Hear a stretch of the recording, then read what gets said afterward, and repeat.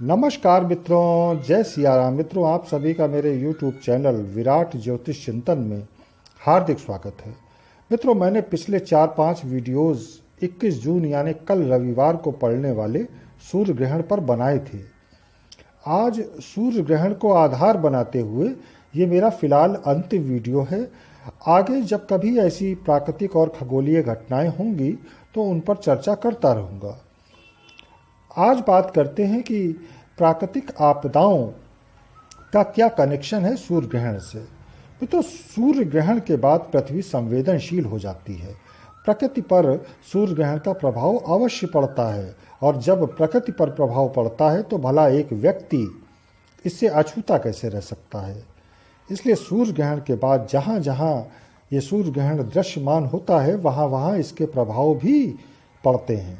इसलिए ये जो सूर्य ग्रहण कल पड़ रहा है, इसके प्रभाव निश्चित रूप से दिखलाई पड़ेंगे, और ये प्रभाव करीब 3.25 महीने तक दिखेंगे। स्थितियाँ परिस्थितियाँ जटिल होंगी। भारत भी सूर्य ग्रहण के इस प्रभाव से ग्रसित होगा, क्योंकि भारत में सूर्य ग्रहण दृश्यमान होगा। सूर्य ग्रहण से पूर्व ही ऐसे संकेत भी मिल गए, जब भारत चीन सीमा पर दोनों ओर से झड़पें हुई और दोनों ही देशों को क्षति उठानी पड़ी। ये जो विवाद है मित्रों, ये अभी और हिंसक व उग्र होगा, ऐसी संभावना प्रबल है, क्योंकि मंगल 18 जून से मीन राशि में आ चुके हैं। उनका नक्षत्र मृगशिरा सूर्य ग्रहण से प्रभावित हो रहा है। मीन राशि से मंगल की दृष्टि मिथुन राशि पर पड़ेगी, यानी जिस राशि पर ग्रहण पड़ रहा है, और ये बात स्थिति को और भी ज़्यादा विस्फोटक करेगी और ज़्यादा बिगाड़ेगी। युद्ध जैसे हालात बनेंगे। भले ही पूर्ण युद्ध न हो, लेकिन झड़पें तो तेज होंगी। छद्म युद्ध जैसी स्थिति दिखलाई पड़ेगी। एक और बात जो स्पष्ट रूप से दिखलाई पड़ती है वह ये कि सूर्य ग्रहण के बाद पीओके का मैटर गरमाएगा।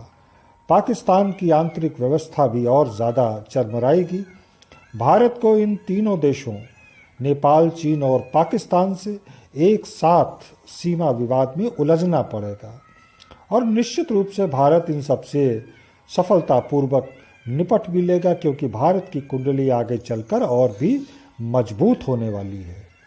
इसके अलावा मित्रों, ये सूर्य ग्रहण, जैसा मैं पिछले वीडियोस में बता चुका हूँ, राजनैतिक हलचलों को तेज करेगा। कुछ राज्यों में सरकारों को इस सूर्य ग्रहण के नेगेटिव प्रभाव अवश्य पड़ेंगे। सरकार बचाना मुश्किल पड़ेगा राज्यों को। सत्ता परिवर्तन की संभावना से इनकार नहीं किया जा सकता। अब आते हैं आज के वीडियो के विषय पर कि इस सूर्य ग्रहण का प्राकृतिक आपदाओं से कैसा संबंध बनेगा। तो निश्चित रूप से मित्रों, स्थितियां सुखद नहीं कही जा सकती।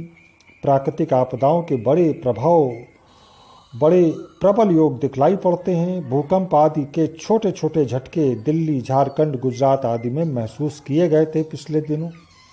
संकेत है कि सूर्य ग्रहण के बाद भूकंप के बड़े झटके आ सकते हैं, और इनसे जान माल के नुकसान की संभावना भी दिखलाई पड़ती है, क्योंकि मंगल का नक्षत्र प्रभावित हो रहा है, और मंगल होता है भूमि कारक। दूसरी बात, शनि इस वक्त वक्री है, गुरु भी वक्री हैं मकर राशि पर, तो ये भी भूमि तत्व की राशि है, यानी मकर राशि भूमि तत्व की राशि है।